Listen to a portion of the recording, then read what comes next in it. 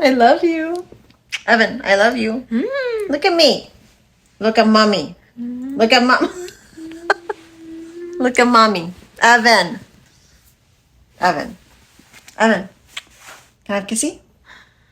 I love my Evan. You love my hair?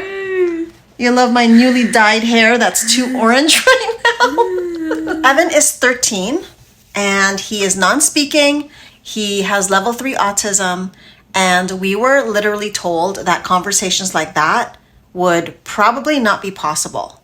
And it's a very elementary conversation.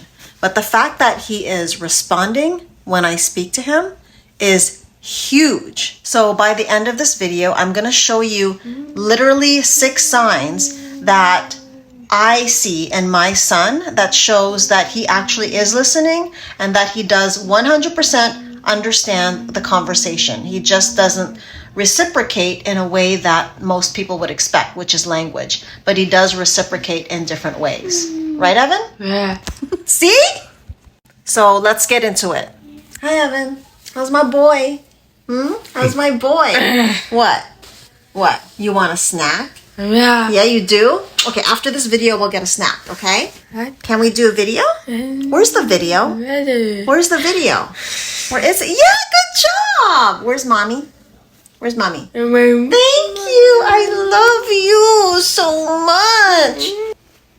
Where's your nose? No, that's my mouth. That's your mouth! There's your nose! Good job, Evan! I love you. Hey, Evan, do you want to go to New York? You do? To see Little Lenny sing? Yeah. Who's your sister? Where's your sister? Yeah, no, she's not on the video. She's outside. Yeah, where does Sebastian sleep? Where does Sebastian sleep? Where? Over there? Yeah. Where do you watch Blippi? You do? So this looks so simple, but it has a name. It has actually an official name. What I've been doing with Evan is I've been talking to him and he's been responding, usually in grunts and kisses and stuff like that. But the fact is he's responding in cue, which is a huge deal. People see a child that acts like Evan and they're like, he doesn't understand. And so a lot of professionals do this. A lot of professionals in Evan's life over the years have actually also done this. They would speak about him in front of him when he clearly can understand. And I'm speaking in third person in front of him, but he knows he's on camera. Like him and I have made an agreement to be on camera. So, and he's used to this. He loves it. And oftentimes when he hears me doing a video, he comes running into the screen because he wants to be part of the video. This is just what we've created. See? He's happy about that and he gets it. He understands it completely. And so I want to educate people that may not know a lot about autism, might just make the assumption that he doesn't understand because he doesn't speak and they don't know how to be with him. And I get it. It's really hard to talk to someone that doesn't reciprocate in language. I get it. But you have to read between the lines. And I think this is a good lesson for anyone with any communication with anybody all over the world. There's going to be times where you don't speak the same language, but you speak in gestures. And there's also going to be times when you speak in one language, but then you sense the energy. You know when someone's angry, you know when someone's happy. So there's so many other ways to communicate. Since Evan was little, we have been talking to him as if he understood everything. Sometimes I would literally, it's so funny. When I used to work in corporate and I would have to do presentations, I would literally present to Evan to practice my presentation. And I think it was so helpful because he would respond on cue. When I'm saying something that I'm hoping my audience in my presentation will respond to, he responds on cue. That's how I know that I'm speaking my truth and I'm being grounded in the subject that I'm speaking about. Because he totally it's amazing. So I really highly encourage everybody that has someone like Evan in their life, non-speaking and level 3 autism, to try it out. Because the more we create others in that as capable, the more they will be capable. What I was doing with Evan when I was speaking to him and he was responding, that's actually called receptive language. And so he doesn't always respond by voice. He'll respond by hugging me. He's got this thing where he just likes to kiss. So I think that's really cute. And so he responds by kissing as well, right? He gets everything I'm saying. Like, he's responding by smiling because I'm talking about him. Right, Evan? Right. See?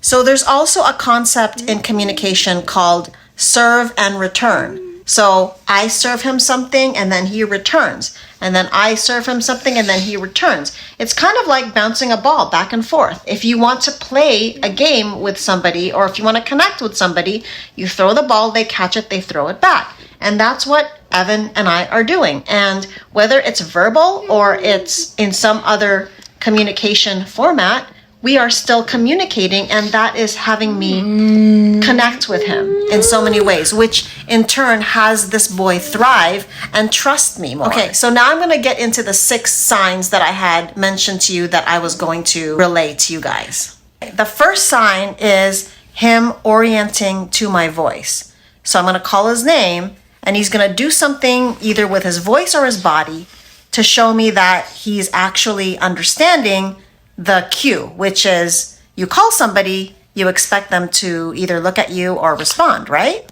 Okay, so here we go. Okay, I'm trying to get him to not look at me.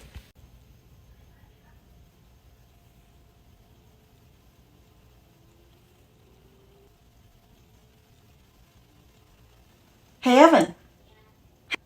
Hey, Evan. Hey. Hey, I love you. So there were a few examples right there. I just looked at him and then he slightly nudged. He knew I was looking at him, so he was looking back at me to see what the communication was going to be. And then secondly, I called his name and clearly he looked over. And then thirdly, I go, I love you, and then he moved his head towards me. So these things are huge. Okay, I'm going to get his attention. Hey, Evan. Evan. Come here. Can I have a huggy? Hi. Hi, tall boy. Hi, tall boy. So that second example was he heard his name being called and then he was orienting himself towards me. Like, where am I? I was behind him, obviously. But this works in the mall. This works when you're out in public. This works when you're across the room. Okay, so now I'm going to have him seek me out without me calling him. This is another way that he can communicate. So we're going to... Yay! We're going to get Evan's attention. Yay!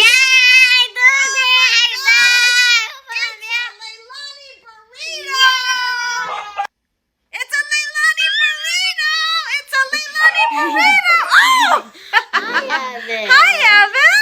You want to be part of the fun? It's Evan and Leilani burrito. Oh my gosh.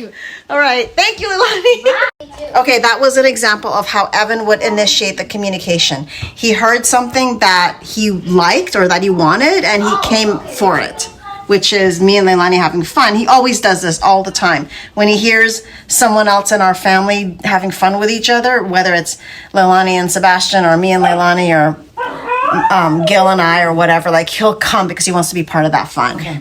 Evan loves his favorite snack, and actually it's snack time, so...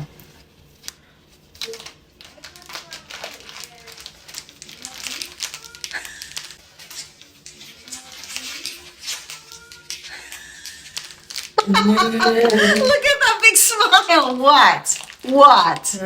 What do you want? Huh? You want this?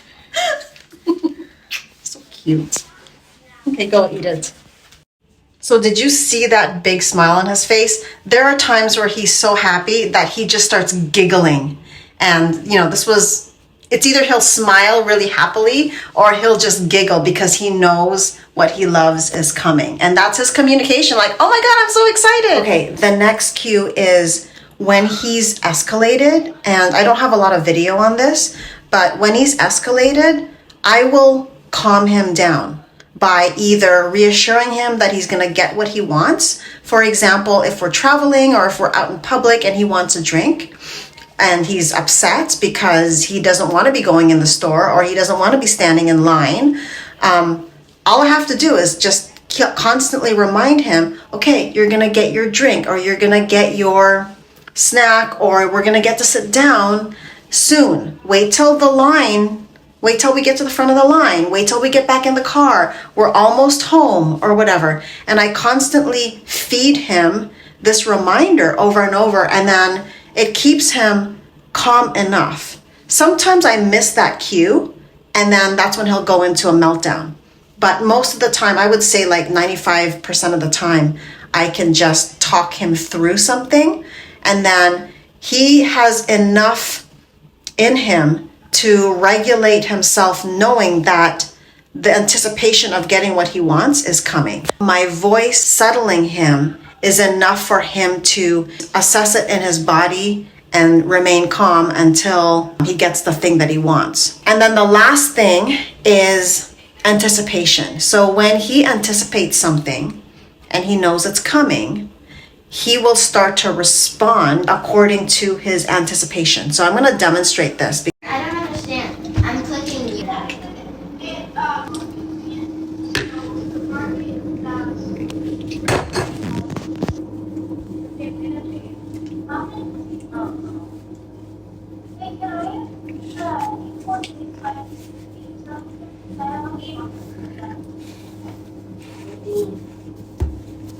Yes, I got it.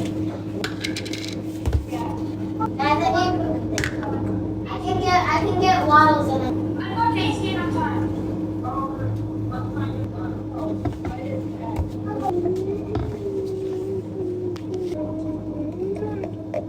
No. Yay, that was crazy. At least we got another document.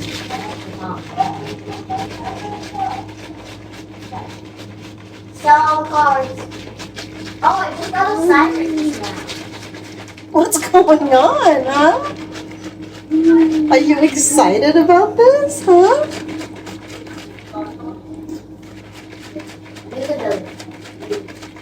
Activate.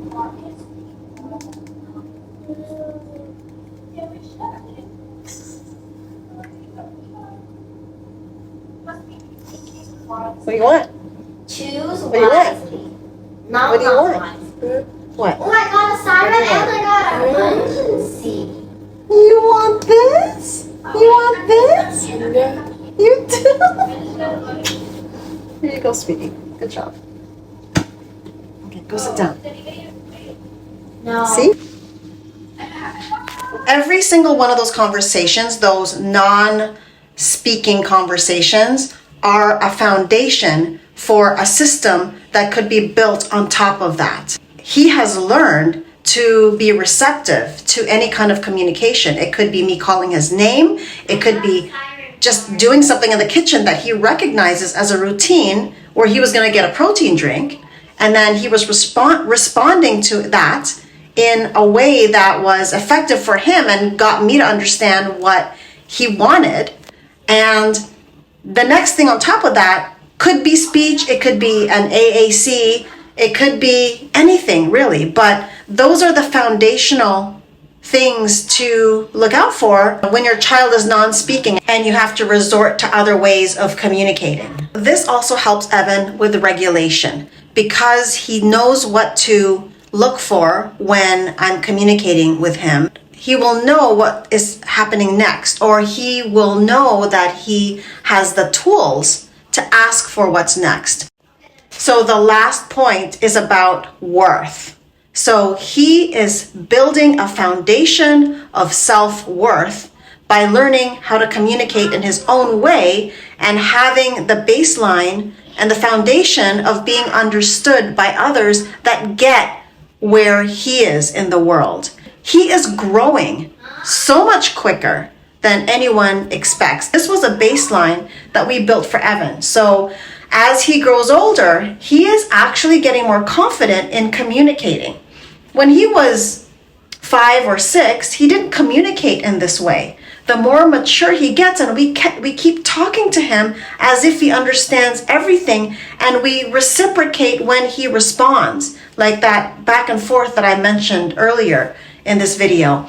Now he's 13 and he gets that innately. He gets that in his system. It's part of his pattern recognition. And so he's going to take that to adulthood. And so maybe when he's an adult, he will actually be able to learn to communicate in ways where he's going to look for certain patterns that come back to him, even communicating with somebody that is not familiar with autism or not familiar with his way of communicating. He'll still be able to communicate and he'll still be able to understand a response. Learning to communicate step by step in a way that Evan understands is literally building his foundation to become as independent as he possibly can be in adulthood. And it's also a factor that contributes to him feeling safer in the world.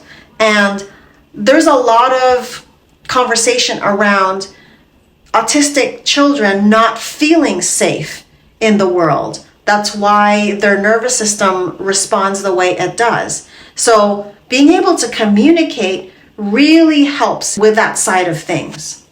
So if you have someone in your life that you love that is non-speaking, I encourage you, if you haven't done it already, speak to them like they understand everything, because chances are they probably do, even if they don't respond. You never know. The key to all of this is to look for the cues, and the cues will not be obvious to someone that's speaking, because someone like me that speaks, I don't look for other cues. I just look for the response in verbal language. But when you have someone with autism, you have to be looking at other cues. If this video resonated with you in any way, please let me know in the comments, and subscribe, share the video if this helped you in any way, and I will see you in the next video. Bye!